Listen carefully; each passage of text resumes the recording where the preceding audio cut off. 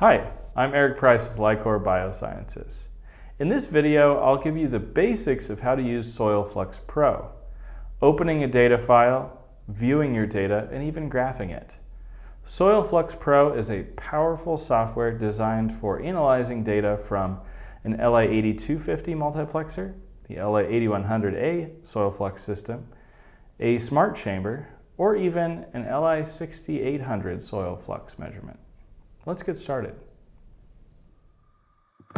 When we first open SoilFluxPro, it gives us a blank screen here. This is our summary view.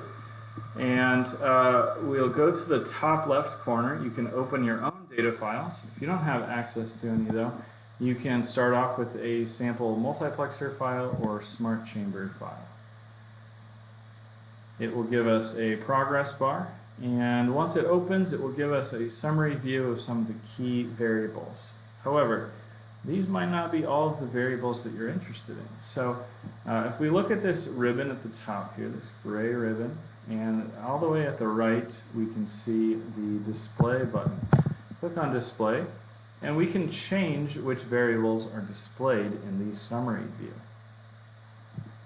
We group all of these variables by measured, metadata, and flux. The measured values are things that change throughout the course of an observation. The metadata are things that do not change but describe the measurement.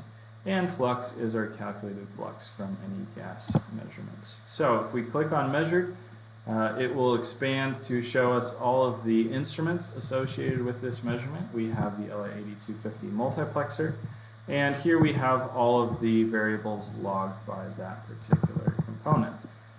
We have the option to display the initial value at the start of the measurement, or the mean or range across the entire observation. If we unselect one particular value, for example, it will disappear from our summary view. Likewise, if we go to the LI-7810 CO2, water vapor, and methane analyzer, we can display those initial values. Those might be useful for you. The LI-870 CO2 and water vapor analyzer. And lastly, the chamber itself, the temperature and other components. I also want to add some things about the metadata. So again, if we expand this, things like total volume of the system, observation length, post-purge time, volume of the chamber, anything that describes the measurement. Typically not absolutely critical for flux calculations, except for volume, but they are useful to know. One thing I do want to select is the multiplexer port, which port we were on when we made the measurement. And last, we have the ability to show any flux that was calculated, in this case for methane. We can do an exponential flux, as well as anything associated with the flux, like R squared or CV. I'm also going to display CO2 flux from both analyzers. And here we have our display. So again, in our summary view, we're looking at each of these variables, and every row is a particular observation, a time when the chamber closed and made a measurement. At the top here, we have our headers. Again, we have which instrument it was associated with, the name of the variable itself, and the units it's in. We can click on any one of these to sort highest to lowest or lowest to highest. So I can select LI-8250 port, and we get at the top just all of the measurements made on port 1. I can select one particular observation, or I can hold down the shift key and click on another row and select just a portion of those measurements as well. We'll move along from right to left across this ribbon. Let's go to statistics. Here I can calculate mean, standard deviation, any statistics on the data itself. I could do this on all of the observations in this file, or just those observations I have selected. Let's go to all, and we can run statistics on any of the variables that we selected for the display, or we can even select other variables that we're choosing not to display. And again, we have options for measured, metadata, and flux. If I click on Generate Statistics, it will give me the number of samples in this file, the mean, minimum, maximum, and standard deviation of all of the displayed variables. This is useful information, and we can either save this as a CSV file, or we can copy it to the clipboard to paste into our own file later. Next, we'll go to Remove. This gives us the option to remove any non-critical variables from the data file. By default, the multiplexer logs all of these variables, so you may not be interested in some of them, and if they're not critical for the flux calculation, we give you the option to remove them. Again, we can remove them from all observations or just the few that you have selected. Next, we'll go to Repair. If your chamber temperature sensor is broken or damaged in any way, if you have a multiplexer, you can actually use a good chamber temperature measurement from a different chamber and interpolate. So let's say port 4 had a bad reading, but port 5 has a valid temperature measurement. We can interpolate temperature values from port 5 onto port 4. We can select all observations or just selected and repair the data that way. Obviously, you'd want to get your thermistor fixed, but in the meantime, you can interpolate values from a different chamber. We can also go to the Transform feature. This allows you to perform a mathematical function on any numerical value in the data file. Here are some common generic ones, and then also we give you some specific polynomials for soil moisture probes. With the LI-8100, we only have the option to give a slope and offset, but if you need to recalculate using a further polynomial, you can do that here. We will give it a new column name, and it will give it a transformed measurement type. And last, we'll go to Recompute. This is where we can recalculate any flux data that seems to be incorrect. We can use this for QA/QC, for example. Let's choose one here. If we select just one particular observation, it will give us all of the fluxes associated with that. If we expand one, we can recompute based on a different temperature. If we had an incorrect temperature reading, we can also change the dead band, the start time, or the stop time. And if we scroll down, when we're selecting just one particular observation, it also gives us this graph where we can click on the green line to change the start time, or the red line to change the stop time. You can also select and change that manually here. And again, if you don't have one particular observation selected, it won't give you that graph, but it'll still give you the option to recompute fluxes by changing the dead band or the stop time. You can do this for all observations in the data file or just some selected ones. If I select one observation in particular, I can also do the Guidance tab. This is useful for QA/QC, data analysis, to determine the best start time or the best stop time, the most optimal times to do that. So that's where you find this.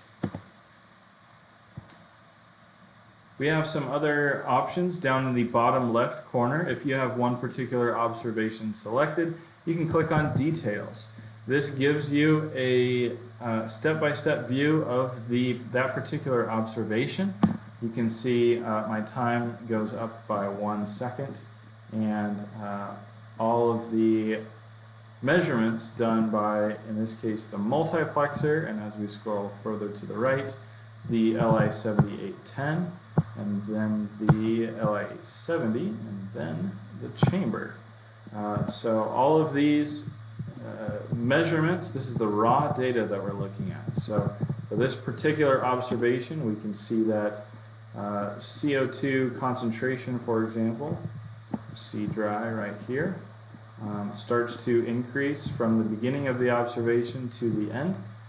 And that indicates a good flux measurement. So this can be useful to look at one particular observation. You can also export by clicking on this save icon here on the right side here. Extract observation to a CSV file for later analysis.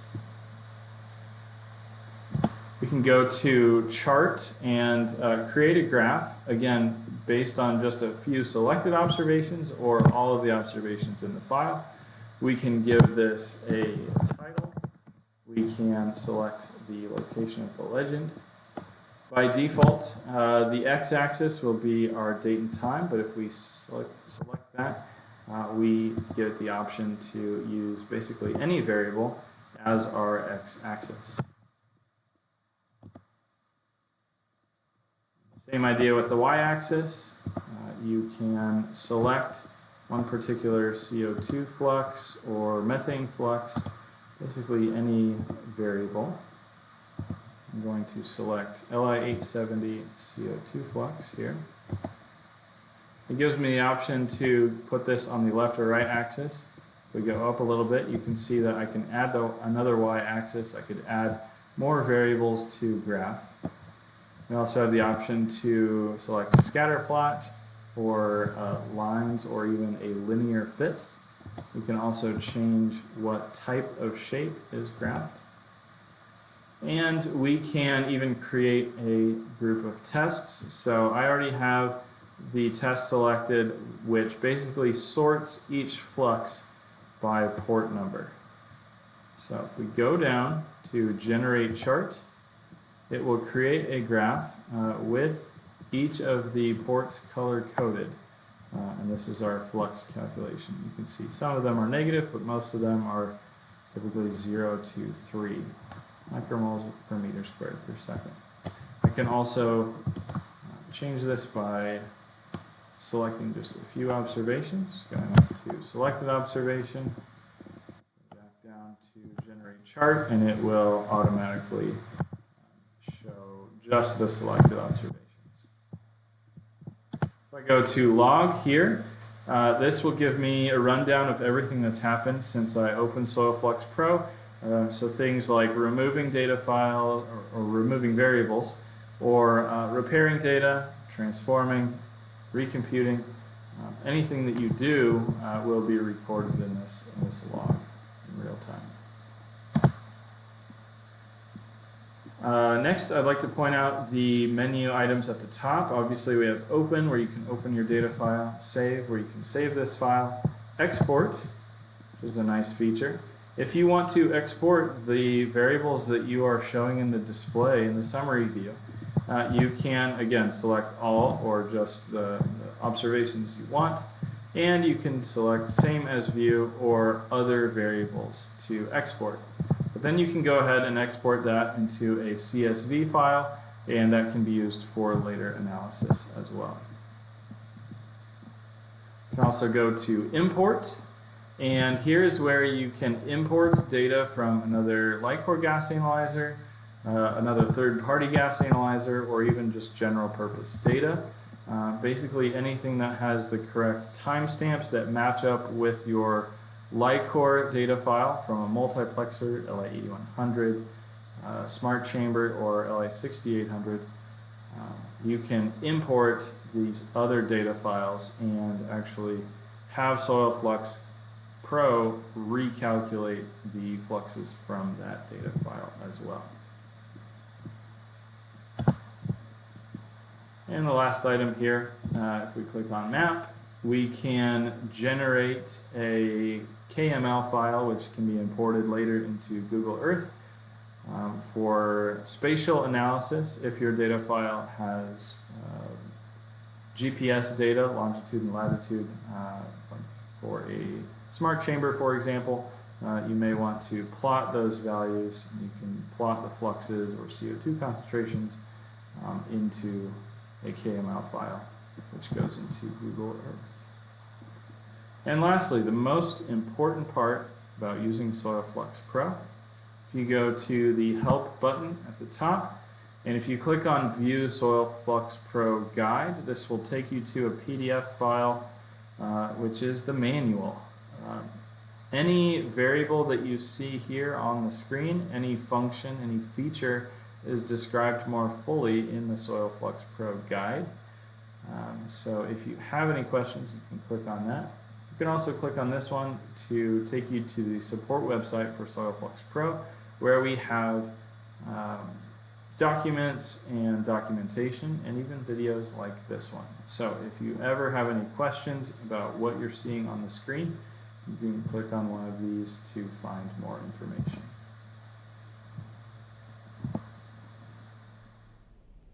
As you can see, SoilFluxPro is powerful and yet easy to use.